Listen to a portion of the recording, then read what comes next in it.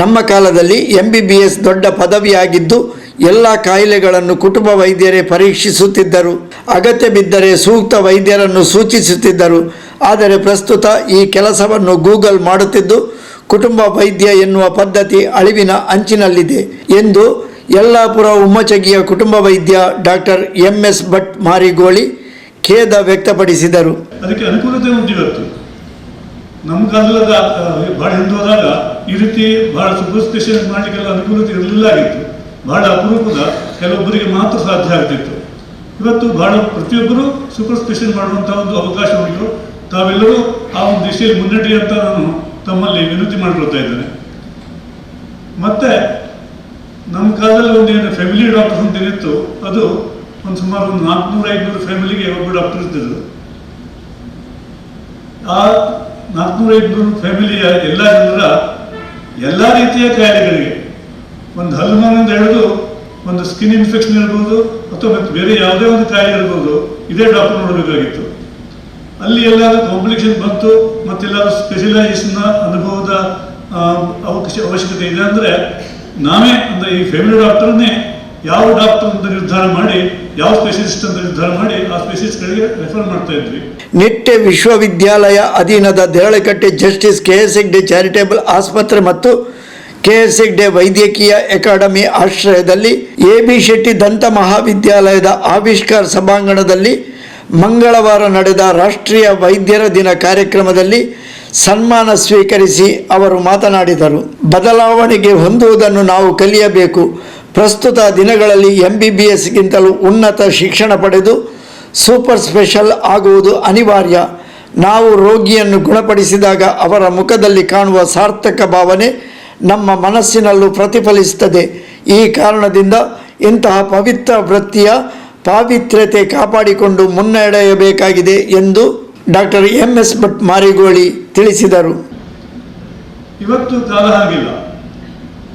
ಇವತ್ತೇನಾಗಿದೆ ಅಂದರೆ ನಮಗೆ ಯಾವ ಡಾಕ್ಟರ್ ಬೇಕು, ಯಾವ ಸ್ಪೆಷಲಿಸ್ಟ್ ಬೇಕು ಅನ್ನೋದನ್ನು ನಾವೇ ನಿರ್ಧಾರ ಮಾಡಿಕೊಂಡು ಗೂಗಲ್ ಸರ್ಚ್ ಮಾಡಿದ್ರೆ ಆಯಿತು. ಅವರಲ್ಲಿ ನಮಗೆಲ್ಲ ಸಿಗ್ತದೆ. ಯಾರು ಎಲ್ಲಿ ಅವೈಲೇಬಲ್ ಇದ್ದಾರೆ, ಎಷ್ಟೊತ್ತಿಗೆ ಅವೈಲೇಬಲ್ ಇದ್ದಾರೆ, ಅವರ ಪರೀಕ್ಷೆ ಪೂರ್ಣ ಇರ್ತದೆ ಮತ್ತು ಅವರಿಗೆ ಎಷ್ಟು ಸ್ಟಾರ್ ಇದೆ ಅನ್ನೋದನ್ನೆಲ್ಲ ಸೆಲೆಕ್ಟ್ ಮಾಡಿಕೊಂಡು ಪೇಷಂಟ್ ತಾನೇ ಸೆಲೆಕ್ಟ್ ಮಾಡಿಕೊಂಡು ನನಗೆ ಯಾವ ಸ್ಪೆಷಲಿಸ್ಟ್ ಹೋಗಬೇಕೋ ಹೊರತು ಹೋಗ್ತಾನೆ.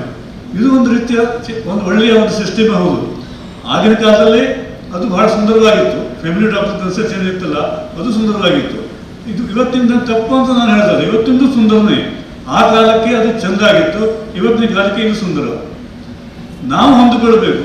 ಬದಲಾವಣೆ ಹೇಗೆ ಆಗ್ತಾ ಇದೆಯೋ ಬದಲಾಗುತ್ತಿರುವಂಥ ಕಾಲಕ್ಕೆ ನಮ್ಮನ್ನು ನಾವು ಒಡ್ಡಿಕೊಳ್ಬೇಕು.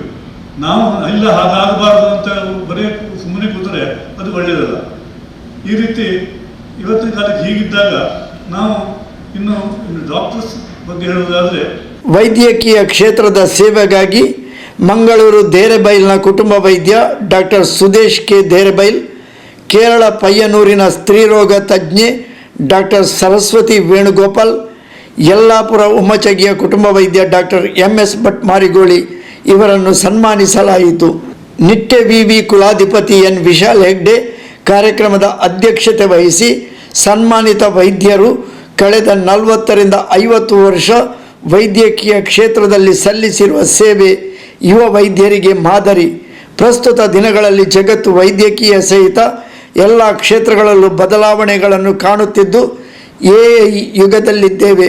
ವೃತ್ತಿಪರ ವೈದ್ಯರು ಬದಲಾವಣೆಗೆ ತಕ್ಕಂತೆ ಹೊಂದಿಕೊಳ್ಳುವ ಅವಶ್ಯಕತೆ ಇದೆ ಎಂದು ತಿಳಿಸಿದರು. But unfortunately your services are required 24/7 for all 365 days.